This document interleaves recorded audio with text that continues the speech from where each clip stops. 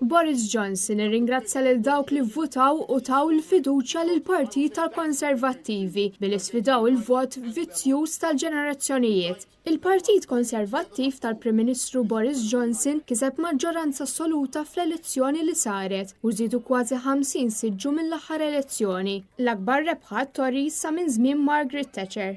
Johnson mar in-naħa ta' fuq tal-Ingilterra wara r-rebħa l-partit tiegħu u tal-ġenb lill-Partit Tradizzjonali Laburista.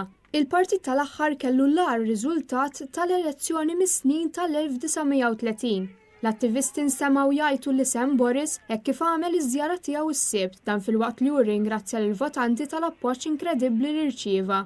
Johnson saħaq li bħala Prim Ministru se jkun qed jaħdem għal pajjiż filwaqt li jaċċerta l-fiduċja fih u żied jgħid li l-partit tiegħu hu bħal skjaf fejn xogħolhom se jkun qed jikkonsisti biex jaqdi lin-nies billi jagħtihom prijorità assoluta. Min-naħa l-oħra l-mexxej tal-Partit Laburista Jeremy Corbyn qal li l-elezzjoni ġenerali kienet tikkonsisti mill-kwistjoni ta' Brexit. Dan hekk kif Johnson għamel kampanja bisħieħ kontra li l-Ingilterra tibqa' fl-Unjoni Ewropea.